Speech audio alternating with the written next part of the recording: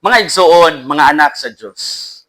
Ang suba sa Jordan usa sa pinakabantugan nga lugar sa Biblia. Ang pulo nga Jordan gikan kini sa Hebrew word nga Yarden nga nagpasabot the one that goes down o ang suba nga nagpaubos kay kini nagdagayday gikan sa kabukiran padong sa pinakaubos nga dapit sa yuta didto nga mao ang Dead Sea.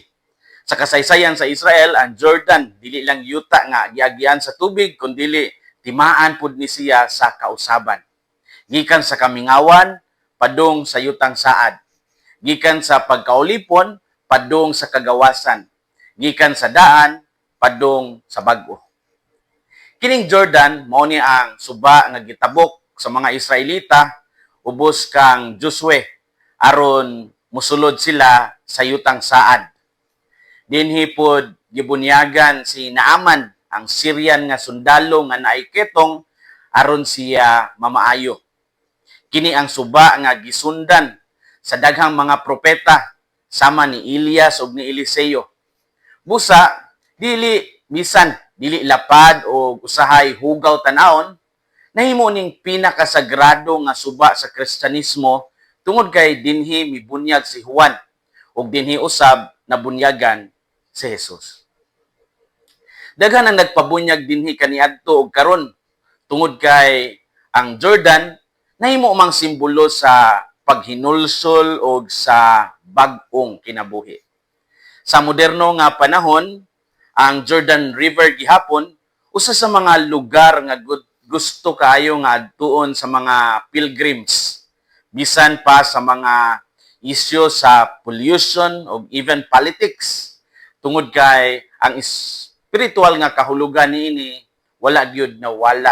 Mao nga bisan usahay na igira o naay mga dili mayong pakitabo, padayon gihapon nga daghang moadto sa Jordan. Ang Dios karon sa atong ebanghelyo wala ni pili og palasyo o templo aron ipadayag ang iyang anak, kundi diha sa usa ka suba nga puno sa mga makasasala ug naghinulsol.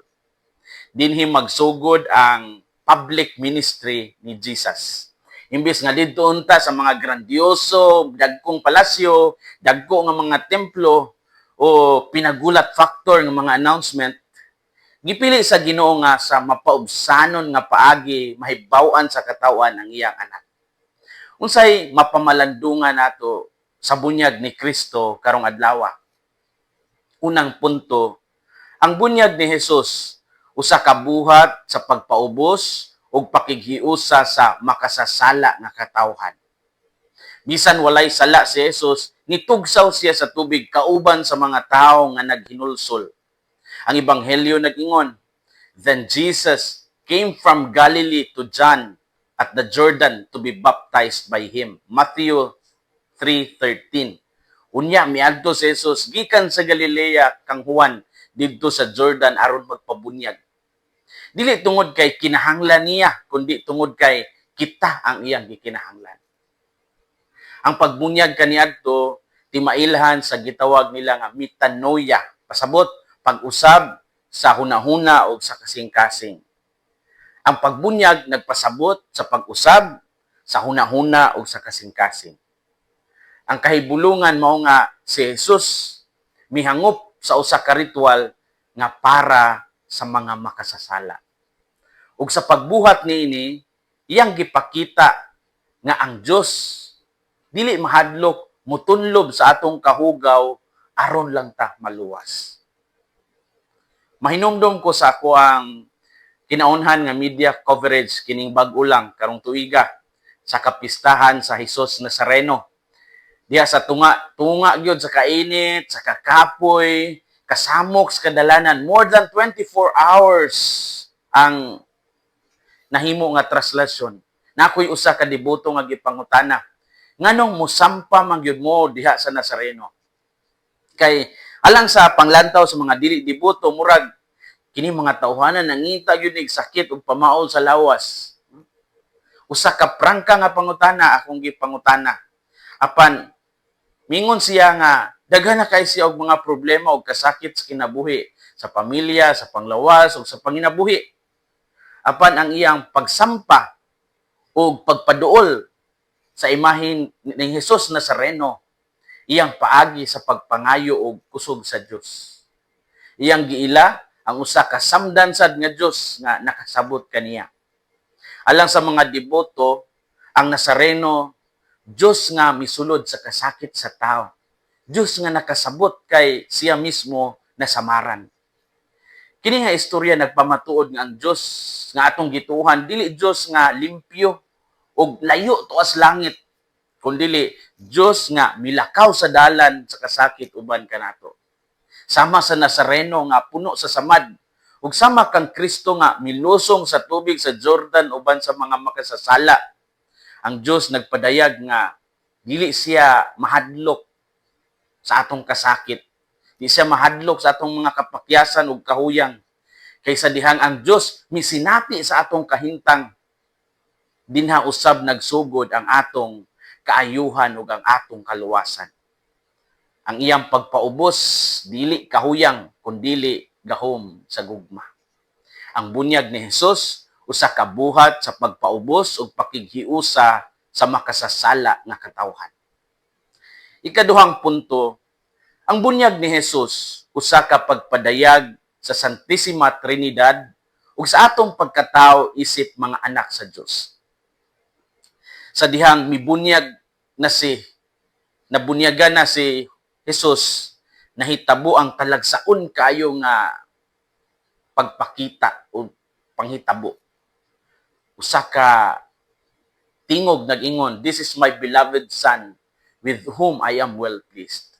Ug may tingog gikan sa langit nga miingon, "Kini ang akong hinigugma nga anak, ako nahimuot pag-ayo kaniya." Dinhi makita nato ang tulo ka persona, ang anak nga anaa sa tubig, ang Espiritu Santo nga mitugdong kaniya sama sa salampati, ug ang amahan nga misulti gikan sa langit. Ang bunyag ni Jesus mao ang una nga klaro nga pagpadayag sa Santissima Trinidad, pagpadayag sa publiko gayud. Mao nga ang matag bunyag sa Kristiyanos usa ka okasyon sa pagpadayag sa Santissima Trinidad. Sa dihang gibunyagan kita, wala lang tagilimpyuhan sa sala, kundi giangkon kita sa Dios isip iyang mga anak. Ang pulong nga nadungog ni Jesus, simbolikong nadungog usab nato. Ikaw ang akong hinigugma nga anak. Kini usa ka dakong panawagan sa atong pagkatao. Dili ta masukod pinaagi lamang sa Facebook likes, Facebook comments o Facebook shares. Ang atong dungog labaw og mas lawom pa ana, tungod kay ang atong bili nagikan sa Dios. Dili sa atong kadaugan, dili sa atong kapakyasan kundi sa gugma sa amahan. Ang bunyag ni Jesus usa ka pagpadayag sa Santissima Trinidad ug sa atong pagkatao isip mga anak sa Dios. Story time. Nagbasa ko karon sa mga adventures ni St. Francis Xavier. Sanglit, ako kayo siya og heart for Asia. Sa diyang niabot siya sa India niadtong 1542, iyang nakitaan ang grabing kakabos. Daghan sad ang naay mga sakit o kakulang sa edukasyon sa pagtuo. Daghang mga lugar ang walay pari, wala po'y mga sakramento o walay kahibalo sa ebanghelyo. Apan wala siya mahadlok sa kalisod o bisan pa lahi ang kultura. Base sa kasaysayan, giingon nga libuan ang iyang gibunyagan. Ilabi na sa mga baybayon sa southern part of India o sa mga kabus nga komunidad. Gani, niadtong 1544, in just 2 months, nakabunyag siya more or less 10,000 people. Wow, kakugihan sa atong angkol. Alang kang St. Francis, klaro kayo kaniya, ang bunyag mo ang pultahan sa bagong kinabuhi kang Kristo. Mga igsoon, mga anak sa Dios, balik ta karon sa kahulugan sa atong bunyag. Pangutan-on nato ang atong kaugalingon. Nabuhi ba kita isip mga binunyagan? Makita ba sa atong mga desisyon? Makita ba sa atong mga pulong?